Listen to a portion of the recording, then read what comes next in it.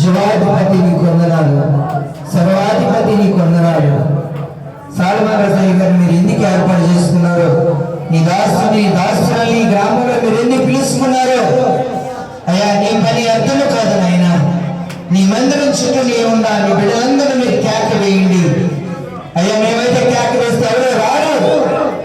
అయ్యా ఇదిగో నేను నువ్వు మాట్లాడితే నీ మెత్తన మనసుతో, నీ మెత్తన మాటలతో, నీ మెత్తన స్వభావంతో ప్రతి ఒక్కరిని పిలువగలిగేటండి. అయ్యా మాకైతే అంత ఓర్పు, అంత సహనం మాకు లేదు, కానీ నీ సహనాన్ని మాకు దయచేయండి, నీ ఓర్పును మాకు దయచేయండి. అయ్యా ఇదిగోనైనా గత 3 దినములు వాతావరణాన్ని స్వాధీనపరుచుకున్నారు. అయ్యా రాత్రి కూడా నైనా చుట్టుపక్కల ఎక్కడ వర్షాలు పడ్డాయి నాయనా, ఊరి మీద మెరుపులు మాకు కూడా తెలిసి అయినా, కానీ నీ పని ఆగకూడదని, నీ పనికి ఒక సంకల్పం ఉందని అయ్యా ఈ గ్రామానికి మీరు అయ్యా ఇదిగో మంచి వాతావరణం ఇచ్చినందుకు వందనాలు తండ్రి. పరిశుద్ధులని వందనాలు. 3 రోజులు నాతో మీరు మాట్లాడారు. అయ్యా నువ్వు మాట్లాడే విధానం చూసావు.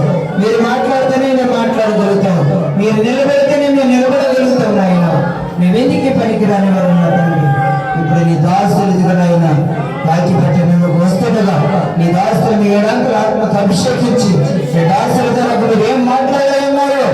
వచ్చిన బిడ్డలకి, రాలేని బిడ్డలకి, ఏది దగ్గర బిడ్డలకి, ఈ మైకంతుల ద్వారా ఎంతమంది బిడ్డలకి ఆలోచిస్తున్నారు?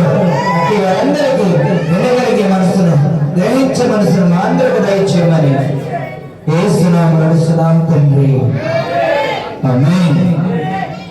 అందరూ కూర్చున్నాం. మరికి సమయాన్ని మరి నా తోటి సేవకులైనా మరి